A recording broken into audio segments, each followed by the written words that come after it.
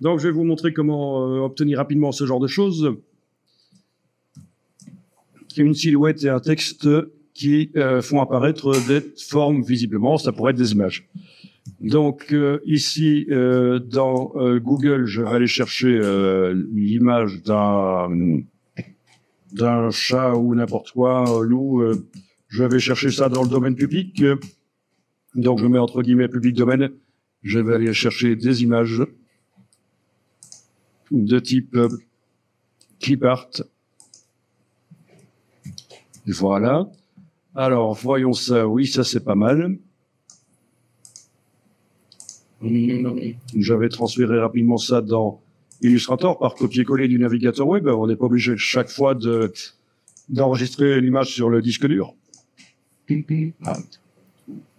Donc, dans un nouveau document, c'est pas le bon qui arrive.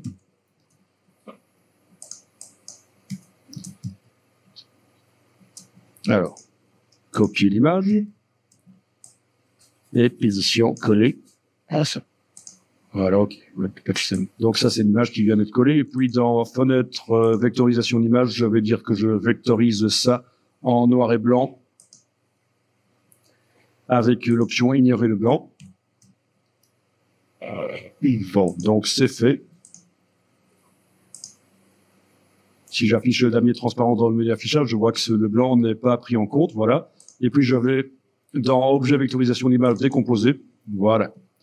Ok, puis je vais mettre du texte en dessous. Amusons-nous un peu avec des bêtises.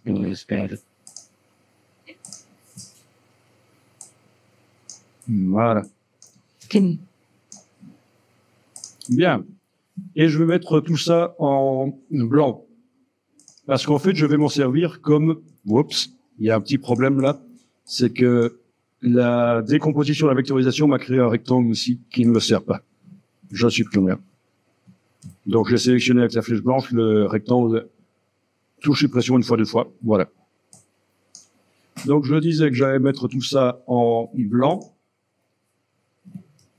Tiens, pas cette forme-là.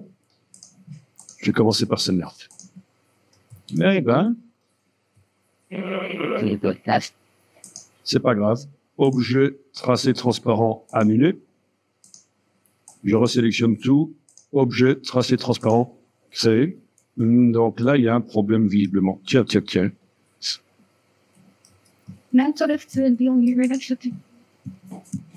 Bon, ben là, visiblement, petit problème pour arriver à mettre le blanc. Non, ça va. Avec la flèche blanche, j'y suis arrivé. Flèche blanche.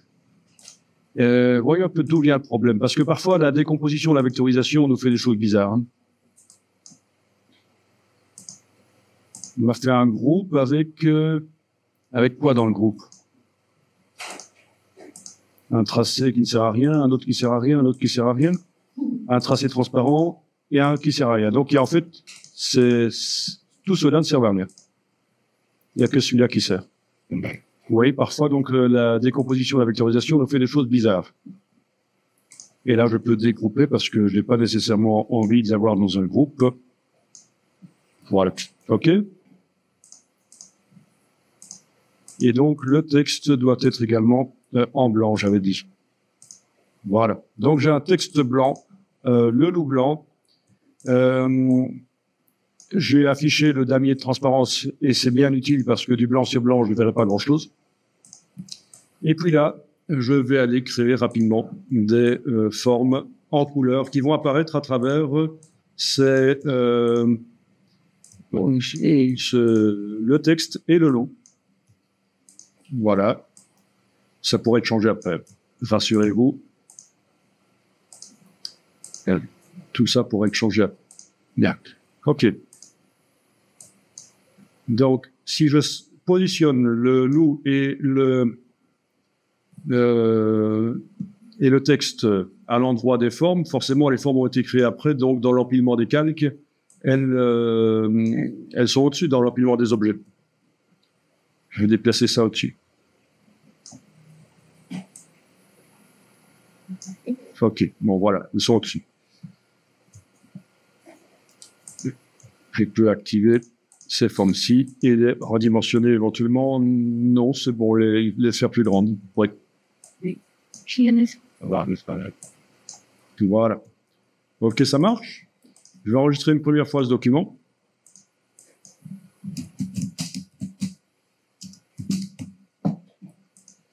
Bien. Et alors, je sélectionne le tout et dans la palette transparence, je vais faire ce qu'on appelle un masque d'opacité. Menu fenêtre, transparence. Alors, je vous dis tout de suite, ça va foirer. Mais je le fais pour vous expliquer pourquoi ça va foirer. Donc, créer masque. Donc, j'ai sélectionné tout, les cercles, le loup et le texte. Créer masque. Voilà. Et en fait, ça n'apparaît qu'à travers le texte. Parce que c'est l'objet qui est tout au-dessus qui sert de masque. Donc, j'annule. Voilà. Et en fait, ici, dans la palette des calques, il faut que je sélectionne à la fois le loup et le texte et que j'en fasse un groupe. Objet associé. Donc, ils sont dans un groupe. Et là, si je sélectionne tout, c'est le groupe qui va servir à masquer. Voilà. D'accord, ça marche. Hein. Donc, résultat, j'ai un peu ce qui ressemble à un masque de fusion dans Photoshop, dans la palette de transparence. Ah oui, au fait, quand ça m'a créé un groupe, souligné ici, ça veut dire qu'il y a un masque d'opacité. Comme vous voyez des petits pointillés là dans la palette des calques, dites-vous bien, masque d'opacité. Si je veux aller modifier, c'est dans la palette transparence, c'est cette partie-là. Voilà, donc je vais pouvoir modifier ce que je veux ici. Les vecteurs, je peux aller modifier le long, lui faire une longue queue, comme chacun sait, un loup a une longue queue, c'est bien connu. Voilà. Celle-là, elle est un peu tordue parce qu'il y a un nœud ici. Voilà. OK. Donc voilà un loup à longue queue.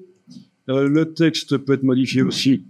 Donc, je vous rappelle, je suis en train de travailler sur la partie droite. Le masque d'opacité, c'est ce que la palette des calques me montre d'ailleurs, qui est composé de deux choses, le texte et le tracé transparent qui est le loup. Voilà, donc le texte est sélectionné. Je peux aller changer, si je veux, la police de caractère par fenêtre texte caractère. Ici, aller changer avec les flèches au clavier. Voilà. OK. L'approche serait pas mal ici. Dans les options de la palette de caractère, aller modifier ici l'approche. Voilà. OK. La position du texte. Voilà. Donc ça, c'est modifier le masque d'opacité. Maintenant, je peux aller modifier la partie qui est masquée. C'est les cercles ici. Donc, quand j'ouvre le groupe maintenant, je peux aller sélectionner l'un ou l'autre cercle et modifier sa couleur. On est d'accord, hein? Voilà. Vu que c'est un groupe, si j'essaye de les sélectionner avec la flèche noire, les cercles, ils se sélectionnent tous en fait. Hein. Donc ça, c'est foireux. Donc, faut que je prenne la flèche blanche ou la flèche blanche avec un signe plus. D'accord. Bon, je vois pas trop où ils sont en fait. Donc, je vais peut-être demander de faire une nouvelle fenêtre. Et cette nouvelle fenêtre, la mettre ici sur le côté en affichage par tracé. Et comme ça, je vois les cercles. Je vois la construction. D'accord? Donc ça, je vais pouvoir donc modifier la couleur grâce au nuancier ici. Voilà. La couleur de chaque cercle, une couleur de fond dans ce cas-ci, etc., etc. Bien. Et la dimension des cercles, etc., avec l'outil de transformation. Donc, c'est ça le principe. La palette des calques me montre la partie sur laquelle je suis en train de travailler. Si je clique sur la partie droite, le masque, ça me montre ce qui masque. La partie gauche, ça me montre ce qui est masqué. OK. Voilà, c'est déjà pas mal, ça. C'est le masque d'opacité. Et je vais terminer, évidemment, en mettant sur ma bestiole un petit œil vicieux. Donc, dans la palette des calques, au-dessus ici, au-dessus du groupe, ici, voilà, je vais aller créer un objet. C'est le petit œil vicieux de la bestiole que je vais faire là. Voilà. Voilà. OK. Bien. Donc voilà comment certainement ce logo, cette affiche qu'on avait vue là, qui était où d'ailleurs? C'est celle-là, voilà, avait été faite. Donc on fait apparaître à travers le texte et à travers l'image ce qu'on veut. Ça peut être d'autres images, ça peut être des formes vectorielles, et ça c'est grâce au système du masque d'opacité. Et je vous rappelle donc l'astuce. Si plusieurs objets servent de masque d'opacité, groupez-les. Ils doivent être mis au-dessus des objets qui vont être masqués. On sélectionne le tout et on fait un masque. Voilà. Bon. Alors, il est possible que certains parmi vous n'aient pas mis assez de formes vectorielles et que ça ne remplisse pas totalement la silhouette blanche. Bon, ben ça, c'est pas trop un problème, mais il faut indiquer qu'on travaille sur la partie gauche ici. Alors, voyons ce qui se passe si j'essaye de créer une forme ici.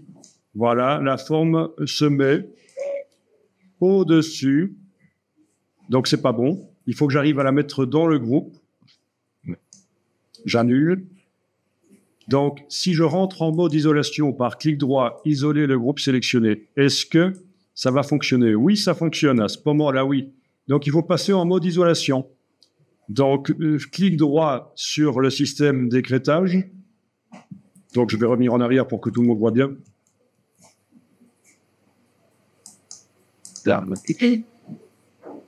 Je sélectionne donc mon système d'écrêtage. J'indique que je veux travailler sur la partie gauche, ce qui est masqué. Pas ce qui masque, mais ce qui est masqué. Je fais un clic droit, isoler le groupe sélectionné. Et donc, je suis passé en mode isolation. La palette des calques me dit que je ne travaille que sur cette partie de l'illustration. Le fil d'Ariane ici au-dessus m'indique également que je ne travaille que sur cette partie-là. Et à partir de là, quand je crée n'importe quoi comme forme, elle n'est visible qu'à l'endroit où il y a le loup blanc et le texte dans la partie masque.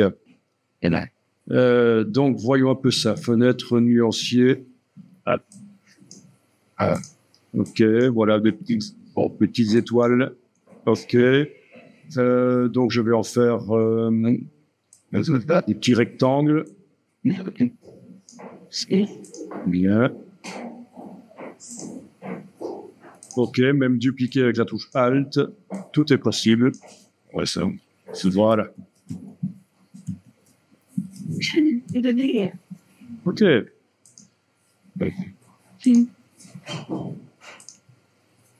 Donc, le truc, c'est de passer en mode isolation pour que directement ce soit créé sur l'animal.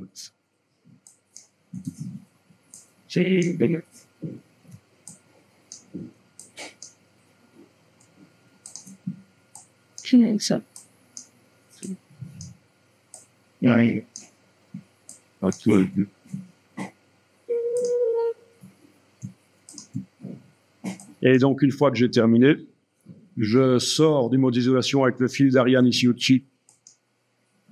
La petite flèche sur la gauche. Et voilà, j'ai ajouté au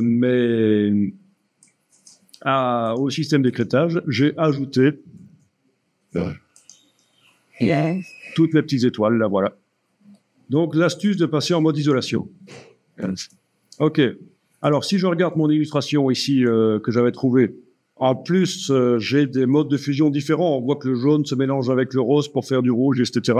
Donc, ça peut être également changé ici. Je vais donc sélectionner dans le système ici toutes les formes. Voilà. Toutes les formes qui sont masquées. Donc, je n'ai qu'à cliquer sur la cible en face du groupe ici. Elles se sélectionnent toutes. Je vous rappelle que dans la palette de transparence, je suis en train de travailler sur la partie gauche. Si c'était la partie droite, je ne verrais pas ces formes dans la palette de calque. Je verrais uniquement les formes du chien, du loup et le texte. Donc, je travaille sur la partie gauche. Je vais enregistrer le document ici avant de faire ça, comme ça vous allez garder un enregistrement de ce qui a été fait. Voilà. Donc, partie gauche de la palette transparence, je sélectionne la totalité des formes qui sont masquées et ici, je vais pouvoir éventuellement aller tester, modifier un peu leur mode de fusion. Voyons si ça marche, ça. Non, ça ne marche pas comme ça. En fait, on ne peut pas les sélectionner comme ça, il faut les sélectionner comme ceci. C'est pas le groupe. Si j'essaie de modifier le mode de fusion du groupe, ça marche pas.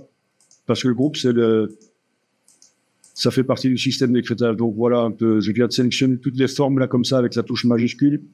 Et là, si j'essaye de modifier, voilà, ça marche. Je peux changer le mode de fusion, tester différents modes de fusion. OK? Donc là, par facilité, j'applique le même mode de fusion sur toutes les formes, mais je pourrais faire certaines formes dans un certain mode de fusion et d'autres dans un autre mode de fusion. Ça marche?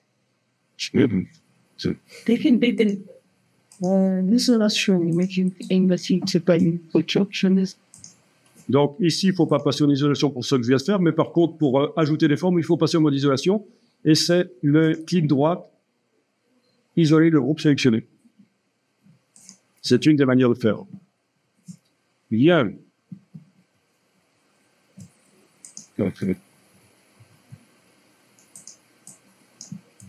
Bon, alors ce qui est intéressant, ce serait de mettre un raccourci clavier pour passer d'un mode de fusion à l'autre. Parce que franchement, cliquer chaque fois, aller dans le menu, c'est peu lent. Donc, je vais faire ça ici. Édition, raccourci clavier. Menu édition, raccourci clavier. Je vais faire une petite recherche ici. Mode suivant. Voilà, il a trouvé. Mode de fusion, mode suivant. Je vais faire le raccourci. Je clique ici, voilà. Je vais faire majuscule plus. Donc, j'ai enfoncé la touche majuscule et plus du pavé numérique sur le clavier. Je vais faire mode précédent. Mode précédent. Je vais faire majuscule moins. Voilà, donc normalement, maintenant, quand je clique sur OK, il faut que je donne un nom à cet ensemble. Je vais appeler Thierry 01, voilà. OK. Donc, le raccourci, l'ensemble de raccourcis clavier qui s'appelle Thierry 01 est identique aux paramètres par défaut de Illustrator, sauf que en ce qui concerne le mode suivant, le mode de fusion suivant, je pourrais taper mode de fusion, en fait, hein, j'aurais tout ce qui concerne les modes de fusion qui apparaît, voilà, mode de fusion. Voilà, donc le mode suivant est le mode précédent. J'ai fait un raccourci clavier, majuscule moins, majuscule plus. Et donc là, normalement, quand je suis ici dans la palette transparence, je fais majuscule, voilà, ça marche, majuscule plus. D'accord? Je suis en train de passer rapidement en revue les modes de fusion. Alors, j'ai plein de vecteurs. Ben forcément, tous les vecteurs de ce qui est sélectionné là, qui apparaissent et qui m'empêchent de profiter de la vue. Donc, je vais aller dans le menu affichage, demander de masquer le contour de sélection. Temporairement, il faudra me souvenir que j'ai empêché que les vecteurs apparaissent. Hein. Donc, ça veut dire que la sélection est toujours active, mais les vecteurs n'apparaissent plus sur l'image. Donc, c'est ça qui est piégeux, c'est que si je me souviens pas que j'ai été demandé dans le menu affichage de masquer le contour de sélection, je vais avoir l'impression que pour la suite, chaque fois que j'essaie de sélectionner un objet, ben, il se sélectionne pas. Bon, ok. Et alors, en ayant donc tous ces objets sélectionnés ici, en cliquant là, majuscule plus, majuscule moins, tiens, il veut plus marcher? Si, il marche le raccourci, voilà. Ah, c'est parce que j'étais arrivé au bout du menu. Il fait pas la boucle, en fait, contrairement à Photoshop qui redémarre de normal. Voilà, donc je peux choisir l'aspect de la bestiole qui me convient mieux grâce au mode de fusion. Et, tu dis? Pour les raccourcis clavier? Les raccourcis clavier, c'est édition, raccourci clavier. Qu'est-ce qu'il y a dans le menu fenêtre? Donc, édition, raccourci clavier. Je recherche ici mode de fusion, et je modifie le raccourci de ces deux-ci. Mode suivant, mode précédent. Majuscule plus, majuscule moins. Donc, c'est vraiment bête que dans Illustrator, ce ne soit pas prévu dès le départ, ce genre de choses. Bon. Alors, une fois que j'ai trouvé un résultat qui me plaît, je vais le conserver. Et ce que je pourrais faire, c'est aussi mémoriser cette sélection d'objets, parce que c'est vraiment peu lent de cliquer avec majuscule, clic, majuscule, clic, etc. sur tous ces objets. Donc, je vais mémoriser la sélection ici, sélection, mémoriser la sélection. Ok, je vais dire intérieur du loup, voilà. Ok, ça veut dire qu'à tout moment, même si je désélectionne en cliquant avec la flèche noire à côté,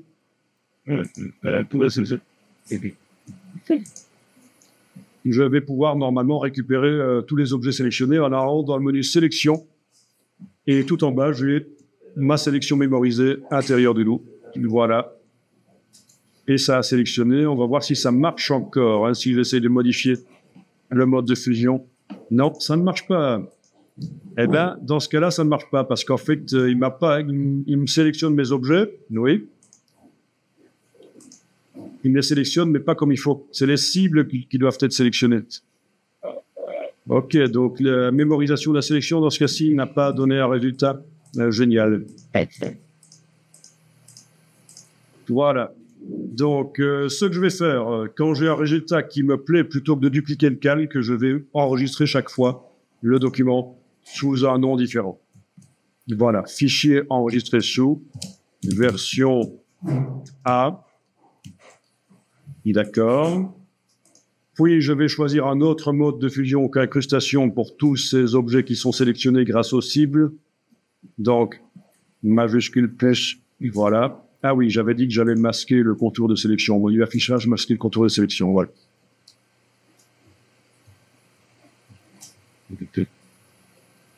Ok, ça c'est lumière crue, c'est pas mal aussi. Je vais enregistrer ça. Version B, je vais même indiquer quel est le mode de fusion. Lumière crue. Alors que le premier, le A, c'était incrustation. Je vais aller changer son nom.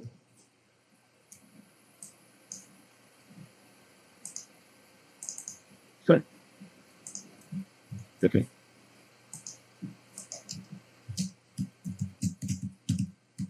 Voilà.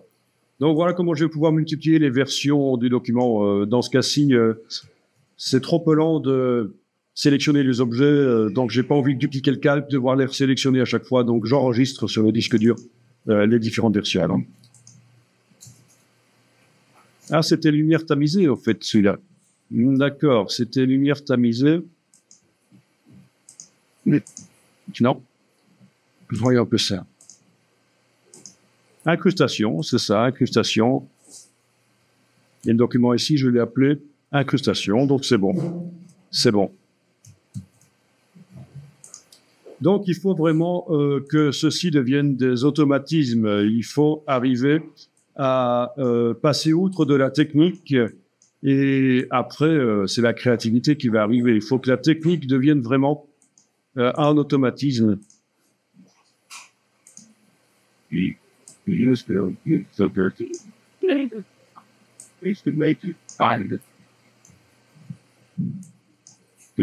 voilà.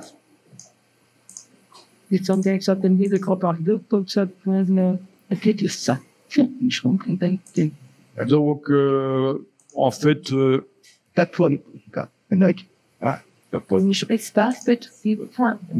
heures par jour, ça me paraît être un minimum, en fait, oui, en effet. Tu penses que je rigole et que...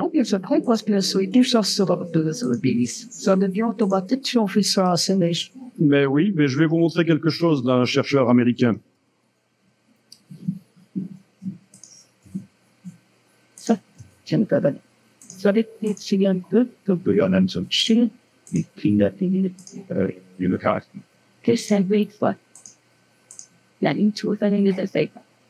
Ok, donc voilà les deux versions finalement que j'ai retenues rapidement. Donc ça peut faire partie de la charte graphique. Ah tiens, il y a l'œil qui a bougé là. Ah ben dans les deux, l'œil a bougé. Ouais, je repositionne l'œil. Je sais pas pourquoi, j'ai dû bouger par erreur l'œil ou la bestiole, mais en tout cas voilà.